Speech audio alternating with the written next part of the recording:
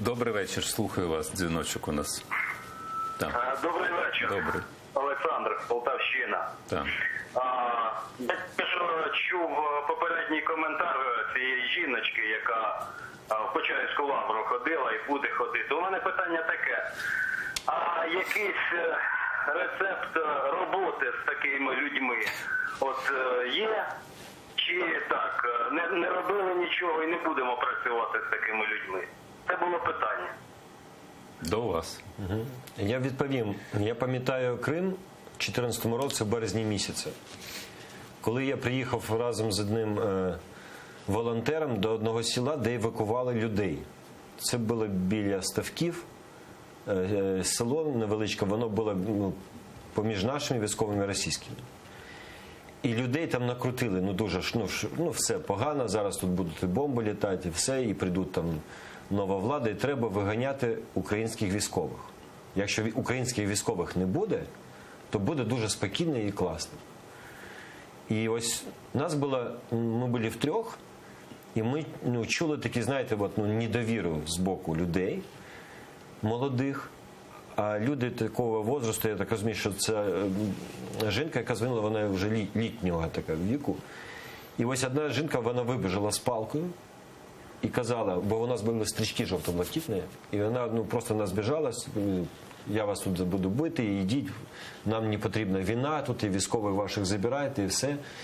І я відважився підійти до неї ближче, якось я так схопив її раніше, обняв, поцілував і сказав, що все буде добре. І далі ми почали розмовляти. Я думаю, що з любов'ю відносити цих людей і казати, що ніхто нікого виганяти, не давати молитися не буде. Що проявити до них любов і милосердя. Тобто показати іншу сторону справжніх християн, справжніх священників.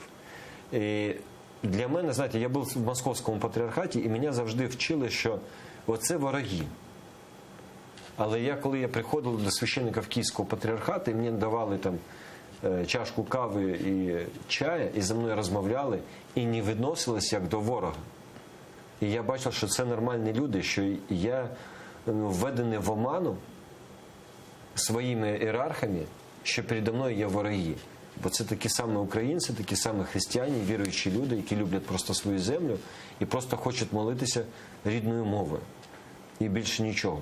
І треба просто показати цим людям. Тому що вони не бачили іншого. Цілий час їм 25 років тлумачили, що це сектанти, це нелюді, і це нехристі, тобто невіруючі люди. А люди села, вони не бачили нічого. Вони Крим Почаєва, це може бути ще в Тернопіль їздили в обласний центр. І просто їм треба показати іншу церкву. І щоб з ними внуки працювали. І зараз, коли говориш з людьми, вони по-інакшому ставляться. Абсолютно по-інакшому.